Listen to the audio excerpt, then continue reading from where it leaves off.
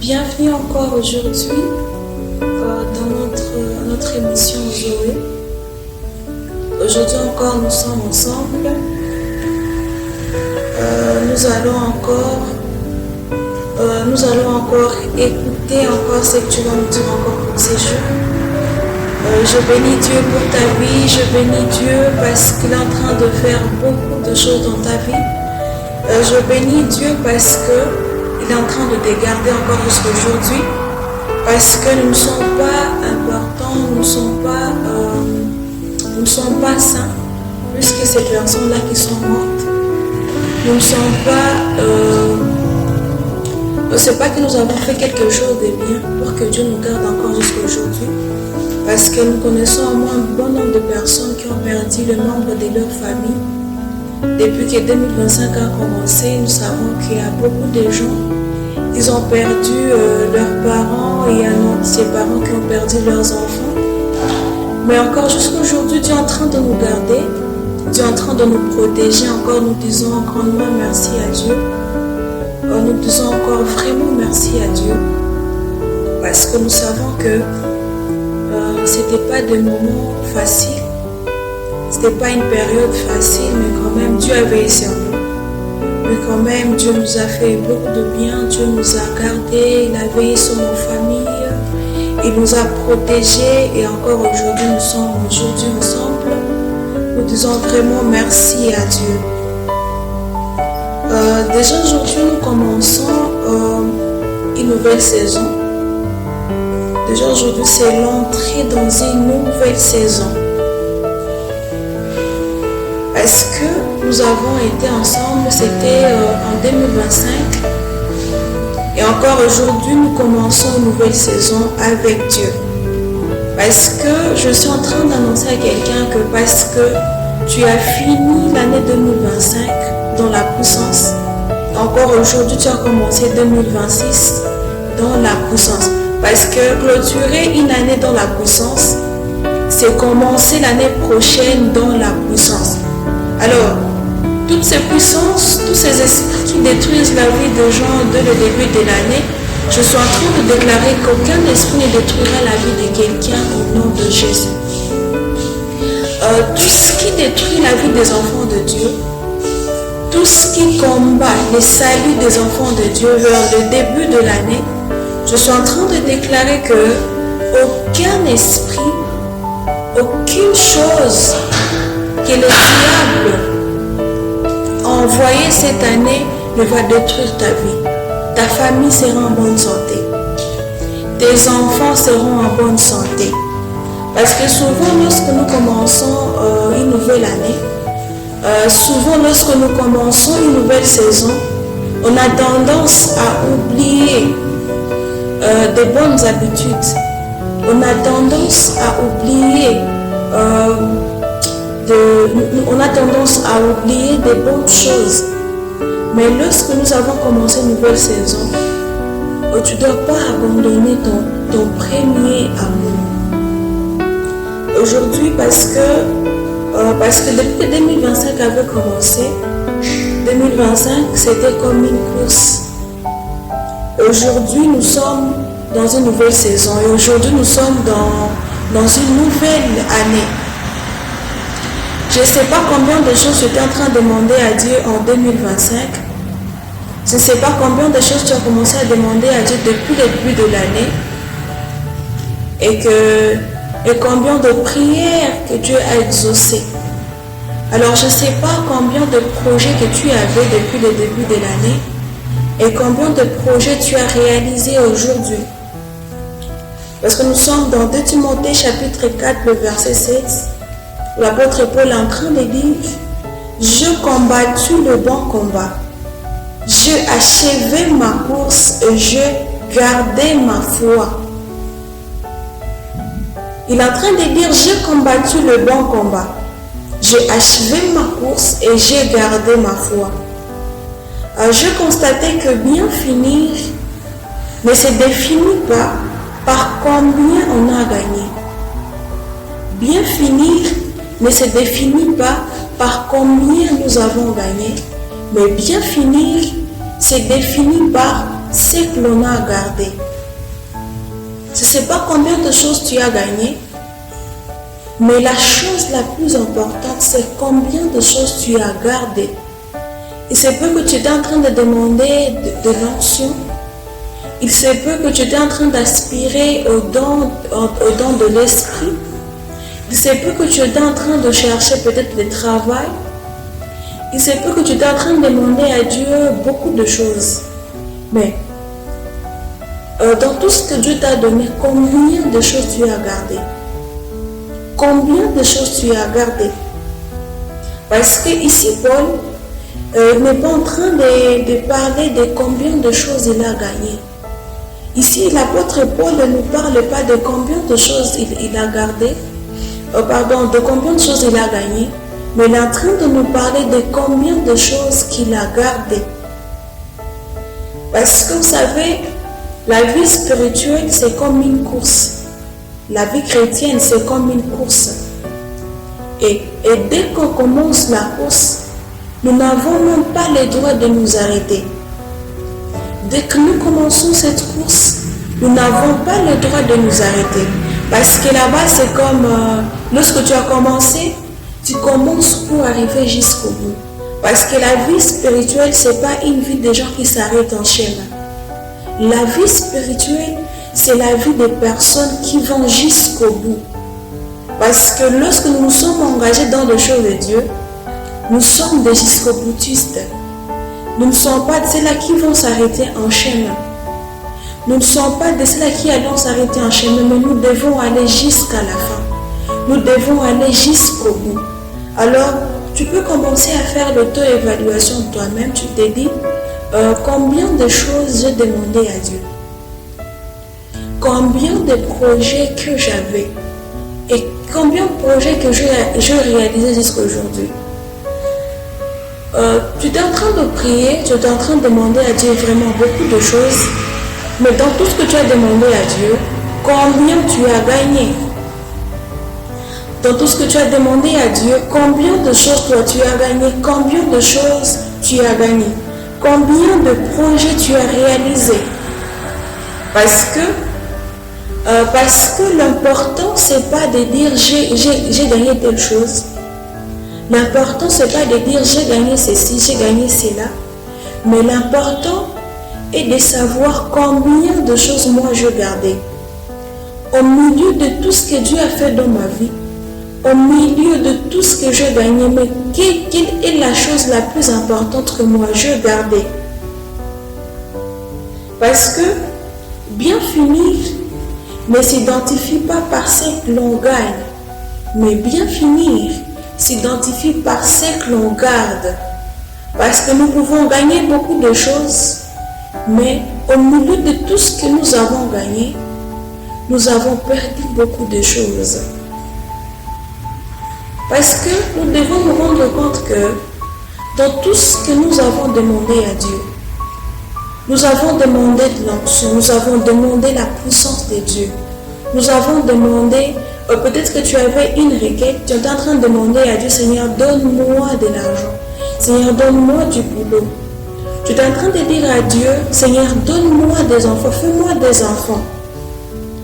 Peut-être que Dieu t'a donné des enfants dans l'année 2025, mais après que tu as trouvé des enfants, qu'est-ce que tu as perdu? Qu'est-ce que tu as perdu? C'est sûr que tu as gagné le travail, mais qu'est-ce que tu as perdu? Tu as gagné le travail, mais qu'est-ce que tu as gardé? Tu as gagné, oui, mais qu'est-ce que tu as gardé? C'est qu'on est en train de dire, j'ai combattu le bon combat. J'ai achevé ma course et j'ai gardé la foi. Le problème, ce n'est pas de combattre. C'est bien de combattre. Il est aussi important d'achever sa course. Mais après avoir achevé la course, qu'est-ce que nous avons gardé? C'est quoi la chose la plus importante que nous avons gardée? Nous avons gagné tant de choses, mais quelle est la chose la plus importante? Quelle est la grande chose que nous avons gardée? Parce que Paul est en train de nous parler de son parcours. Paul est en train de dire, moi, j'ai combattu le bon combat. J'ai achevé ma course et j'ai gardé ma foi. Parce que nous devons nous rendre compte, nous devons savoir que bien finir ne s'identifie pas par ce que nous avons gagné. Bien finir ne s'identifie pas par combien de victoires nous avons remportées. Mais bien finir s'identifie par combien de choses que nous avons gardées. Parce qu'il y a beaucoup de gens qui ont gagné le succès ministériel, mais qui ont perdu l'authenticité. Il y a beaucoup de gens qui ont gagné de l'argent, mais qui ont perdu la foi. Il y a beaucoup de personnes qui ont gagné qui ont gagné vraiment, ils ont gagné la réputation. Il y a beaucoup de personnes, ils ont gagné la popularité, mais ils ont perdu l'onction. Il y a ceux-là qui ont gardé et il y a ceux-là qui ont gagné vraiment le succès ministériel. Peut-être que tu es en train de servir Dieu, tu es en train de demander de l'onction, mais lorsque Dieu t'a oint, tu as tout oublié. Tu es en train de demander à Dieu, Seigneur, donne-moi telle chose. Mais depuis que tu as reçu la chose, tu as oublié les premiers ailes que tu avais. Mais aujourd'hui, dans la nouvelle saison, on doit faire l'auto-évaluation. Tu dois te dire, mais dans l'année passée, dans la saison précédente, combien de choses que moi j'ai gagné? Et au milieu de tout ce que moi j'ai gagné, quelle est la grande chose, quelle est la chose la plus importante que moi j'ai gardée? Parce que le problème, c'est pas que tu aies perdu quelque chose. Parce que vous savez que tu peux perdre de l'argent, mais qu'est-ce que d'abord tu as gagné? Qu'est-ce que d'abord tu as gardé? Parce que vous savez, beaucoup de gens, ils ont demandé à Dieu beaucoup de choses. Mais au milieu de tout ce que nous avons demandé à Dieu, quelle est la chose que nous avons gardée? Quelle est la chose que nous avons gardée? Parce que vous savez, la fin glorieuse ne se définit pas par des choses qu'on gagne. Mais la fin glorieuse se définit par la chose la plus essentielle, par la chose essentielle que nous avons gardée. Tu peux te dire, mais oui, j'ai fini, j'ai combattu le bon combat. C'est sûr que dans l'année 2025, nous avons vu beaucoup de gens tomber, nous avons vu beaucoup de gens progresser. Mais qu'est-ce que nous avons gardé? Qu'est-ce que nous avons gardé? Parce que vous savez que dans le parcours de la vie du ministère, vous perdrez beaucoup de gens, vous perdrez beaucoup d'argent, vous perdrez beaucoup de gens. Les gens vous quitteront. Vous perdrez même votre réputation. Vous perdrez même votre réputation, vous perdrez beaucoup de choses. Mais le problème, ce n'est pas que nous avons perdu la réputation. Vous perdrez beaucoup de gens, mais ce n'est pas ça le plus compliqué. Vous perdrez la réputation, mais ce n'est pas ça le plus triste. Vous perdrez des gens à côté de vous. Vous perdrez des connaissances, mais ce n'est pas ça le plus triste, ce n'est pas ça le plus compliqué. Parce que le problème n'est pas de perdre la réputation. Le problème, c'est pas perdre des choses terrestres, mais perdre ces témoignages, mais perdre les témoignages de Dieu sur ma vie. C'est sûr que je peux perdre des gens, je peux perdre de l'argent, mais ce n'est pas ça ce qui est dangereux. Le plus dangereux est pour moi de perdre le témoignage de Dieu sur ma vie. L'objectif est de garder la seule chose qui nous garantit d'arriver jusqu'au bout. L'objectif et de garder la seule chose qui nous garantit d'arriver jusqu'au bout. Et cette chose, c'est la foi. Tu peux perdre l'argent, mais si tu as encore la foi, tu peux retrouver encore cet argent. Tu peux perdre des gens à côté de toi, mais si tu as l'argent, tu sauras que même si j'ai perdu des gens, mais j'ai quand même Dieu avec moi.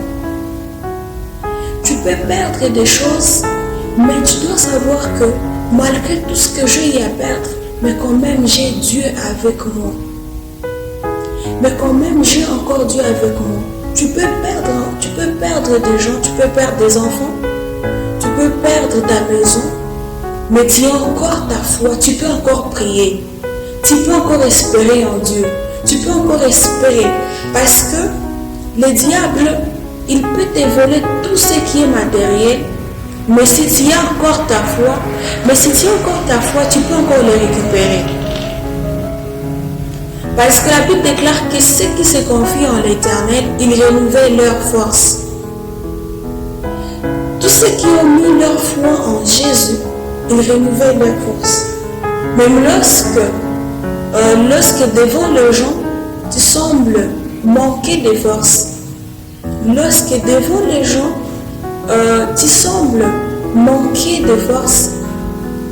Mais devant Dieu, lorsque tu as la foi, lorsque tu as encore la foi, il y a encore la capacité, il y a encore la possibilité encore de retrouver les choses que tu as eu à perdre.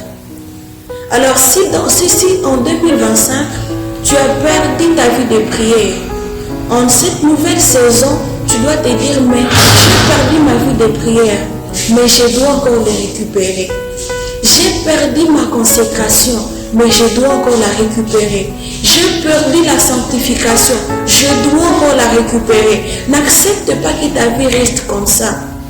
Ne croise pas les bras lorsque tu es en train de voir que tu as perdu beaucoup de choses. Tu as perdu beaucoup de choses, mais tu comprends. Parce que tu ne dois pas tolérer l'insuffisance. Tu ne dois pas tolérer la perte. Parce que même si tu as perdu quelque chose, mais lorsque tu as encore la foi, parce que tu as la foi, tu peux encore le récupérer. Tu peux encore le récupérer. Parce que tu dois te dire, mais malgré tout ce que j'ai à perdre, mais est-ce que je garde encore ma foi? Malgré les choses que j'ai perdues, mais est-ce que je garde encore ma consécration? Est-ce que je garde encore mon zèle? Est-ce que je garde encore ma vie de prière? Est-ce que je garde encore ma vie de sanctification? Parce que tu dois te dire, mais malgré les problèmes qui sont en train d'arriver dans ma vie, je ne permettrai pas à ces problèmes, je ne permettrai pas à ce que ces problèmes me volent ma foi. Je ne permettrai pas à ce que cette difficulté me vole ma consécration. Je ne permettrai pas à ce que cette saison me prenne encore ma vie de prière. Parce que tu peux perdre quelque chose, mais lorsque tu as encore la prière, tu peux encore le récupérer. Lorsque tu as encore la foi, tu peux encore le récupérer. Parce que, au final, ce n'est pas un combat par lequel on cherche à gagner. Ce n'est pas un combat dans lequel nous cherchons à gagner. Mais c'est un combat dans lequel on se focalise sur garder ses yeux, garder nos yeux fixés sur l'ennemi. Parce que nous ne devons pas beaucoup voir, nous ne devons pas beaucoup nous dire que nous devons vraiment gagner. Parce que la Bible déclare que nous ne combattons pas pour la victoire, mais nous combattons pour établir la victoire que Christ a remportée à la croix. Notre problème à nous n'est pas de remporter la victoire, mais notre travail à nous. Mais ce que nous devons faire, est de manifester la victoire que Christ a remportée à la croix. Parce qu'au final, le problème, notre objectif n'est pas à ce qu'on se focalise sur ce que nous allons gagner. Mais ce que nous devons faire, notre objectif est de nous focaliser sur combien de choses nous allons garder. Combien de choses nous allons garder. Parce que Parce que nous ne devons pas d'abord fixer nos yeux sur l'ennemi, mais nous devons fixer nos yeux sur ce que nous devons garder. Parce que tu dois te dire, mais l'ennemi m'a pris mon travail, mais qu'est-ce que moi je gardais? S'il a pris mon travail en 2025, mais nous commençons déjà en 2026, je peux encore retrouver ce travail. Dans la nouvelle saison, nous devons nous dire, mais combien de choses j'ai gagné? Combien de choses moi je gardais? Si tu te rends compte que tu as beaucoup gagné de choses, mais il y a aussi beaucoup de choses que toi tu as perdu, tu dois dire à Dieu, Seigneur, redonne-moi encore ce que je garde, ce que j'ai à perdre. Tu dois être sincère avec Dieu et dire à Dieu, Seigneur, moi j'ai perdu telle chose. Seigneur, j'ai perdu ma consécration. C'est sûr que j'ai encore le ministère, j'ai encore les dons, mais j'ai perdu l'authenticité. Seigneur, je gagnais le succès ministériel, je gagnais la popularité. Seigneur, je gagnais de l'argent. Seigneur, mais j'ai perdu ma foi. J'ai gagné les enfants, mais Seigneur, j'ai perdu ma puissance. Je gagnais la popularité, Seigneur, mais j'ai perdu l'onction. J'ai besoin encore que tu me redonnes encore ce que j'ai perdu. Tu peux dire aussi comme le père de Samson, il a dit que l'ange qui m'avait visité, qu'il revienne encore. Si tu as perdu la vie de prière, dis à Dieu, Seigneur, redonne-moi encore cette soif. Si tu as perdu la soif encore de chercher Dieu, dis à Dieu, Seigneur, redonne-moi encore la soif que j'ai perdue. Dis à Dieu, Seigneur, j'ai perdu ma soif, redonne-moi encore cette soif. Seigneur, j'ai perdu mon zèle, mais aujourd'hui, Seigneur, j'ai besoin que tu me redonnes encore ces zèles. Redonne-moi encore cette puissance. Seigneur, en moi, il est éteint. Peut-être qu'avant, tu pouvais beaucoup prier, mais il est arrivé un moment où tu ne pries plus comme avant. Tu peux dire à Dieu, Seigneur, donne-moi encore cette vie de prière. Rallume encore en moi le feu de la prière. Rallume encore en moi le feu de la prière. Parce que là-bas, mes yeux sont sur ma foi. Mes yeux ne sont pas sur combien d'églises je veux bâtir. Mes yeux ne sont pas fixés sur combien de choses je veux gagner. Mes yeux sont sur ma foi. Que l'ennemi ne réussisse pas à toucher à ma foi. Que les problèmes ne réussissent pas à toucher ma foi. Que les difficultés ne touchent pas ma foi. Tu dois veiller sur combien le diable est en train de vouloir de toute ta vie. Parce que pendant ce moment, dans cette saison qui est en train de commencer, l'ennemi est en train de combattre la foi des enfants de Dieu. L'ennemi est en train de combattre la foi de l'Église. Il est en train de combattre la foi des enfants de Dieu. C'est pourquoi parfois les problèmes arrivent dans ta vie. Le problème, ce n'est pas que quelque chose de mal est arrivé dans ta vie. Mais qu'est-ce qui s'est passé après cette chose et comment est arrivé dans ta vie? Il se peut que tu as reçu des mauvaises nouvelles. Mais qu'est-ce qui s'est passé dans ta vie? Tu dois te dire, mais malgré les problèmes qui sont en train d'arriver dans ma vie, mais je ne veux pas perdre ma foi. Je ne veux pas perdre ma consécration. Je suis en train de gagner beaucoup de choses, mais je ne veux pas perdre ma consécration. Parce que tu dois te dire, mais que les problèmes, que les difficultés ne touchent pas à ma foi. Dans cette saison qui commence, peut-être que dans la saison passée, dans la saison qui est passée, devant le problème, tu pouvais facilement abandonner Dieu. Mais dans la nouvelle saison qui est en train de commencer, tu peux dire à Dieu, Seigneur, malgré les choses qui vont arriver dans ma vie, Seigneur, moi je ne veux pas t'abandonner. Tu peux dire à Dieu, Seigneur, n'accepte pas de m'abandonner. Dans cette saison qui est en train de commencer, il y a des sorciers qui combattent la vie des enfants de Dieu. Mais tu peux dire à Dieu, Seigneur, n'accepte pas de m'abandonner. Seigneur, je ne veux pas aller loin de toi. Seigneur, je ne veux pas aller loin de toi. Garde encore ma foi. Garde encore ma consécration. Alors que le monde sera en train de me réclamer, Seigneur, n'accepte pas de m'abandonner. Alors que le diable, alors que le sorcier sera en train de me chercher, Seigneur, n'accepte pas de m'abandonner. N'accepte pas de me laisser. N'accepte pas de m'abandonner, même une seconde, Seigneur. Viens encore en mon secours. Tu peux dire à Dieu, Seigneur, oh Dieu, depuis que 2025 a commencé, tu m'as fait beaucoup de promesses, mais jusqu'à maintenant, je n'ai rien vu. Seigneur, malgré que je n'ai pas vu quelque chose, Seigneur, mais moi, je ne veux pas t'abandonner. Je ne veux pas t'abandonner. Seigneur, je veux rester avec toi. Je veux rester avec toi. Tu peux dire à Dieu, Seigneur, j'ai perdu mon zèle. Seigneur, donne-moi encore les ailes que j'ai perdues. Tu peux dire à Dieu, Seigneur, j'ai perdu ma vie de prière.